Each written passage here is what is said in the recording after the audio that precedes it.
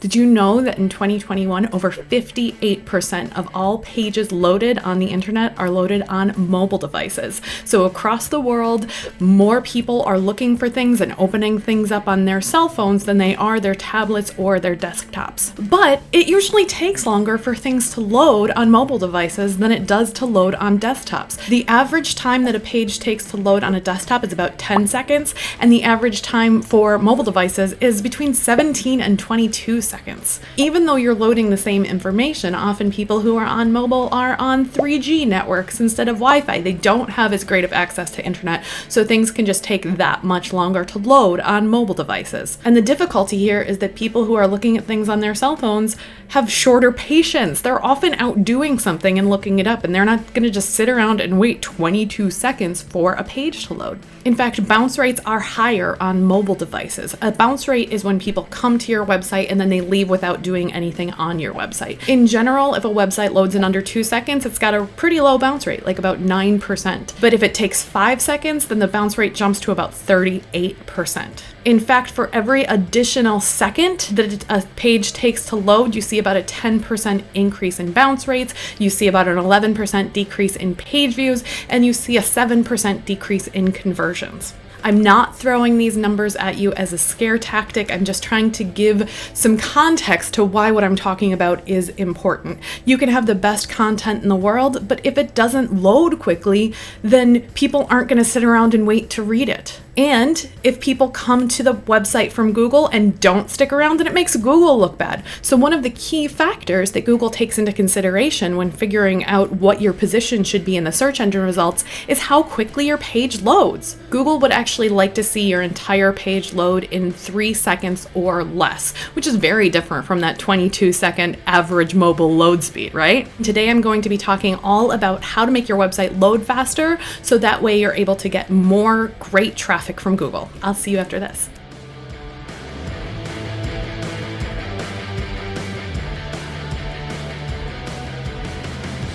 Hi, I'm Meg Casebolt, the founder of Love at First Search, where we help online entrepreneurs to show up in search results and then turn those new people into leads, subscribers, and sales. There are 5 key factors that play into how long it takes your website to load.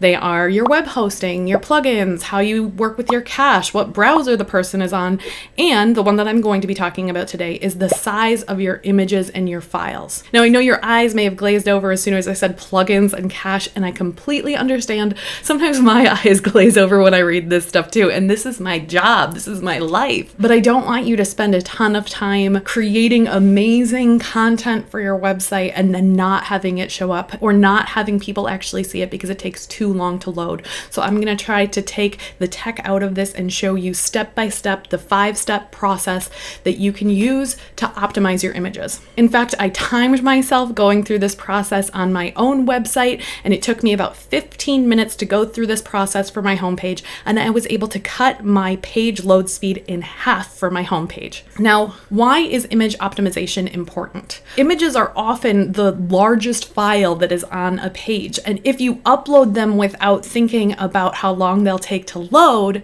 then they can really slow down that page load time. And especially on mobile devices, if you have a huge image that's big enough and high enough quality to be print out and put on the wall behind you, and instead it's showing up on a screen this big, it doesn't need to be this giant file in order to look great on a mobile device. Now, I did an entire 1-hour training with my friend Angelita. She is a web designer who talked through all of these different 5 factors and the things that you can do to make these changes on your website. Depending on where your website is hosted and what tools you're using, some of these will be in your control and some of them won't. If your website is built on Squarespace or Shopify or another platform like that, many of those factors will be out of your control. You can't control your web hosting, your plugins, your cache. Part of the reason that you chose those is because you don't want to have to think about those options. But what I'm about to show you with image compression is something that can be applied to any website. It's always important to decrease the size of your files before you upload them so that way they don't slow down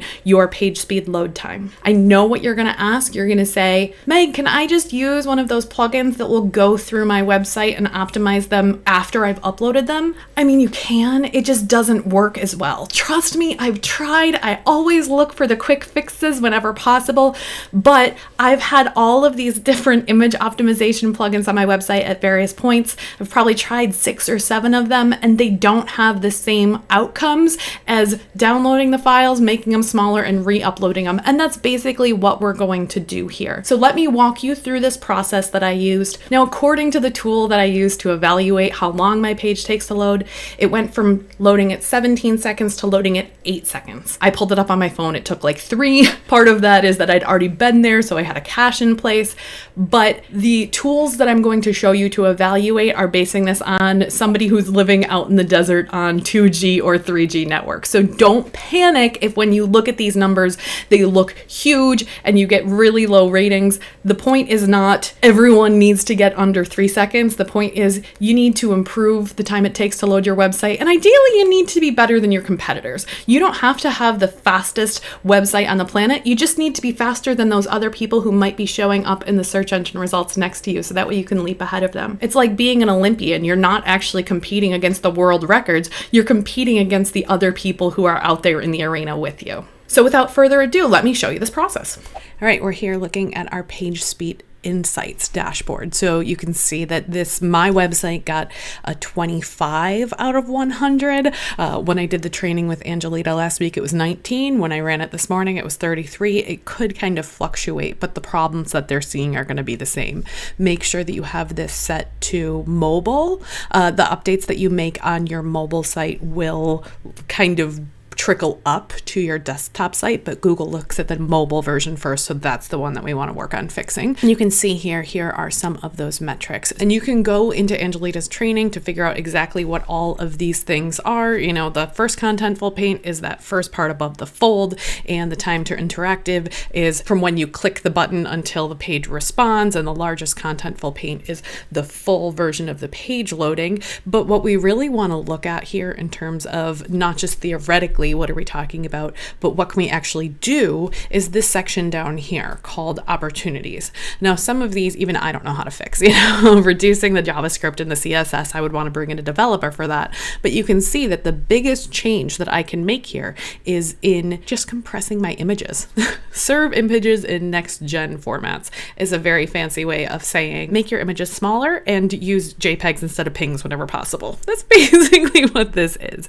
And so you can see that this page takes about 17 seconds to load, and I could save about 17 seconds. So maybe my site could load in negative times. These are the images that are the biggest images on my page. And what this is telling me is that if I go through this process I'm about to show you, if I compress them, this could potentially go from 900 kilobytes down to about 50 kilobytes. We could slice off about 900 of those 967 kilobytes. So that could make such a huge difference in terms of if we make the images smaller, then they won't take nearly as long to load. And the cool part about this is I don't even have to go onto my website to get these images. They're all right here in Google PageSpeed Insights. So if I click on that, this is the image right at the top of my page. What I can do is save this image, and then I'm going to open up this compression site, and I can just take that image, roll it up here, and here's the image. You can see how it looks. This version is the full print quality version. This version is the compressed version. You can kind of take a look and say, how good does it look when it's compressed? I don't really see that big of a difference. And so this is compressing it by about 75%. So I could potentially bring this down to about 58. So remember, it's like 960, and I could bring it down to 58 with very few adjustments to how this actually looks. It's going to be compressed and come out as a JPEG, and I'm going to change it to a browser JPEG instead of a Moz JPEG. So it's a little bit bigger, whatever. It's not a big deal. And that way I know that it'll work across all different browsers. So if people are opening it on Safari or Opera or some other browser, not just on Chrome, the browser JPEG should work. So what I'm going to do here is download this, and then I'm going to pull it up into my website, and I'm going to go into my homepage and just swap this image out. So visit site, I'm going to enable this. For me, I'm using Divi, so this takes slightly longer.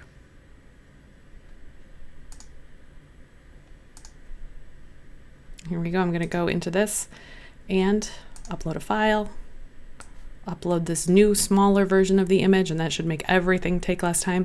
And then as long as I'm in here, I may as well say, put in some alt text and describe the image. Now, this isn't something that I want to have people find me for, but I do want to make sure that it's accessible, that people who are looking at this on a screen reader know what this is a picture of. So I'll just type in, Meg is sitting on couch looking at phone. Right? That way people know what it is. Not every alt text has to be optimized with keywords. Sometimes you're just telling people what's in the image. I could put the same thing in my description. I want to make sure that it's full size, and then I upload it and it should look okay. And then save it.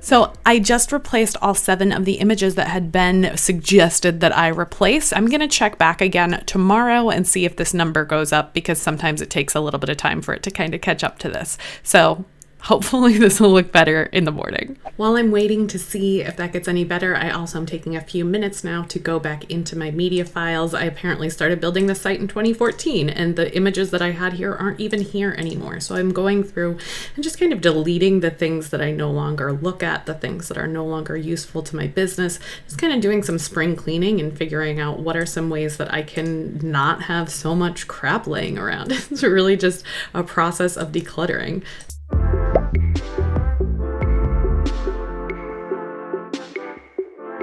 Now, if you have hundreds and hundreds of pages and posts and products and portfolios, projects on your site, and you're like, I can't believe I'll have to go through and optimize all of these different images. Let's take a look at what's actually creating a problem, and let's figure out what is the 20% of the work that you can do that can have 80% of those results. So the first thing to do is come on over to your behaviors tab in your analytics and come down to site content and take a look at what pages people are actually looking at, because these are the ones that are going to have the biggest impact in terms of getting better results on your website and having it load faster and having a better user experience. So my homepage is the one that I just optimized, and then my strategy pages, I'm actually going to go back in time a little bit and say, what are the most popular pages on my site? So these are the pages that I want to go through and optimize, because they're the ones that most people are looking at. My courses page, my sales page, my summer camp page, I probably actually don't need to optimize because that's not active anymore, but some of these other work with me pages, these key pages on my site, could need the most love. You may also want to take a look at your landing pages. What's the first page that people come to on your site? Because typically the first page takes the longest to load because nothing on your page has cached yet. Once they get onto that second and third page, it doesn't need to reload the header and the footer and any images in there. It's already there in their browser. So the first page, take a look at what's the first page that people are coming to. Maybe you want to think about updating those. Another thing to look at could be what's the last page that they look at. If you have a page that is like incredibly slow loading, people are going to bounce out of there. So if there's a specific page that people tend to be leaving from at a greater percentage, you might want to go through and make some updates to that one too, because if they're leaving, that might be a sign that it could use those updates. So here we are, we're back, and we're all the way up to a 36. I was really hoping that this would be higher, but the fact is that the metrics do actually look better here. So instead of this being 17 seconds for the entire thing to load, it's 8 seconds. That's a huge shift here. I went from 2 seconds above the fold to 1.7 seconds. You can see here that originally it would take until about this millisecond to actually start showing images, and now it's been pushed forward, so it'll take less time to load, and all of my opportunities have shifted. I don't even have that I could decrease the size of my images in here anymore because I've done such a good job of that. And you remember it said that it could have like a 17-second change here, and now it's not even showing up as a 1-second change. Also remember that this particular tool is simulating what it would be like to load these websites if you were standing in the middle of the desert and you only had 3D coverage. Your site will probably load faster than a lot of what this says. My page didn't actually take 17 seconds to load, but if I were, standing in the middle of nowhere, then that is how long it would take. So there are actually like a silver lining to this. It's not going to take that long to do all of this, but you can see that the changes that we're making on our websites actually do make a difference in the time that it takes to load. And again, these are minute changes that change 1 or 2 seconds of how long it takes to load, but that 1 or 2 seconds could be the difference between showing up number 4 in search results and showing up number 1 in search results. So these little changes that you're making can actually make a huge difference for your SEO.